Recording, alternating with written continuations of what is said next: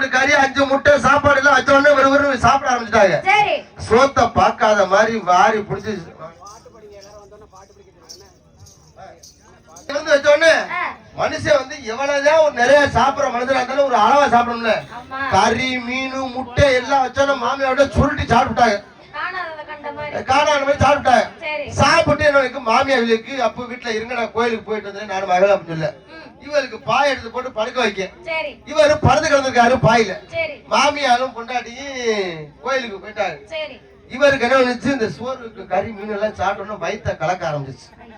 வயிற்ற கலக்க ஆரம்பிக்கவும் மனுஷன் இவர் வந்து கல்யாணம் பண்ண ஊர்ல வந்து தெற்கு எங்கிட்டு போறேன்னு தெரியல. ஆமா இவர் எந்திரிச்சு வந்திருக்காரு. இந்த மாதிரி பசங்க உட்காந்து நின்று போயிருக்காங்க ரோட்ல.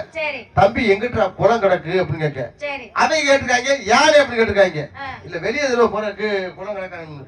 அவங்க இருக்காங்க அண்ணே நேர போங்க ஒரு குளம் இருக்கு, ஒரு ஆலமரம் இருக்கு, ஆலமரத்து பக்கத்துல ஒரு ஊரணி கிடக்கு அப்படின்ட்டு இவங்க வேகமா போயிருக்கா நடந்து. இவங்க போன அன்னைக்கு மேகம் கருத்து போய் இந்த லேசா அந்த தூரம் வந்திருக்கு. இவங்க போன ஒரு வயிற்ற நறுக்கு கலக்கிருச்சு. அந்த ஆலமரத்துக்கிட்ட போனோம்னா இவருக்கு வயிற்ற கலக்கணும் டக்குன்னு அந்த ஆலமரத்துக்கிட்ட உட்கார்ந்து வெளியே போயிருக்காரு. இவர் உட்கார்ந்து வெளியே போன இடத்துல ஆமை படுத்து கிடந்திருக்கு. போன அவசரத்துல இவர் ஆமை ஓட்டு மேல பீய பண்ணி விட்டாரு. அந்த ஆமை என்ன பண்ணிச்சு, பீ சும்மா தாங்க முடியாம அந்த பீ அப்படி இழுத்துக்கிட்டே போயிருச்சு. ஆமை போயிருச்சு. இவர் பேண்ட பீ எழுத்துக்கிட்டு இவர் எந்திரிச்சு பார்த்திருக்காரு. இவர் பேண்ட பீய காணா. பீ பார்த்திருக்காரு காணா. கொஞ்ச தூரத்துல பார்த்திருக்காரு பீ நடந்து போயிருக்கு. இவருக்கு ஆச்சரியமா போச்சு. ஏன்னா உலகத்துல எவன் பீ நடக்காது நம்ம பீ நடக்குன்னு சொல்லிவிட்டு இவங்க என்ன நினைக்கா விறுவிறுன்னு வீட்டுக்கு வந்துட்டாரு. வந்த மனுஷன் பேசாம படுக்கணும்ல, பீய பேண்ட் வந்துட்டா படுக்கணும்ல. இவங்க என்ன மறுபடிக்கும் சோத்து பானைய திறந்து மீன் கறி முட்டை நண்டு மறுபடிக்கும் சாப்பிட்டு இருக்காங்க. சாப்பிட்டு விட்டு வெறும் மறுபடிக்கும் படுத்திருக்காரு.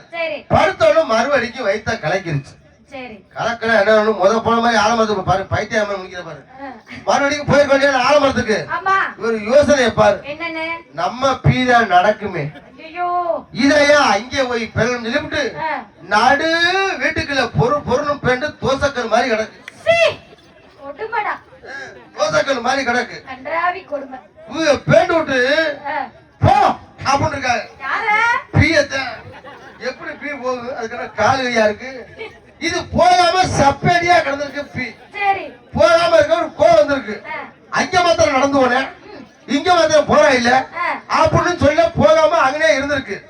நீ எதுக்கு எனக்குல இருக்கிறான்னு சொல்லிவிட்டு எனக்கு தெரிஞ்சு கொண்டு முட்டையா வச்சிருக்காரு. பீக்குத்தேன் இத தின்னுட்டு போகணும். அது போகாம அப்படியே இருந்திருக்கு. மறுபடியும் எதுக்காக கறியை கொண்டு வச்சிருக்காரு. பீக்குத்தேன் இத தின்னு போன அப்பவும் போகல. இவரு மறு கோவம் வந்துருச்சு. அங்க மாத்திரம் நடந்து போனேன், இங்க மாத்திரம் போக மாட்டேங்கிற அப்படின்னு சொல்லிவிட்டு கோவப்பட்டு டக்கடின்னு வீட்டுக்குள்ள போய் அடுப்பாங்க போய் இவ்வளவு பெரிய கம்பர் வந்தார். ஆமா எதுக்கு அந்த பீய அடிக்க. ஆமா என்ன அங்க மாத்திரம் நடந்து போனே இங்க மாத்திரம் போய் பீ அடிக்க எப்படி கட்டப்பா நல்ல உருட்ட கட்ட எடுத்துக்கிட்டு வந்து பீய ஓயிட்டு அடிக்க போக. இவர் பொட்டாடி மாமியாவும் கோயிலுக்கு சாமி கும்பிட போயிட்டு கதவளை திறந்துக்கிட்டு வீட்டுக்குள்ள நுழைய. இந்த ஆளு கட்டை எடுத்துக்கிட்டு பீய அடிக்க. அடிச்ச பீ நடிச்சு மாமியா வாயில முடி பீ, பொட்டாடி வாயில முடி பீ, வீடே பீயா போச்சு. இனிமே யாராச்சும் கல்யாணம் பண்ணி மாமியா வீட்டுக்கு விருந்துக்கு போனீங்கன்னா அளவோட சாப்பிட்டு மரியாதை வந்துடணும். அங்க போய் சாப்பிட்டு பீய படுத்திக்க கூடாது. ஆமா எங்களது கரகாட்ட நிகழ்ச்சியானது இப்பொழுது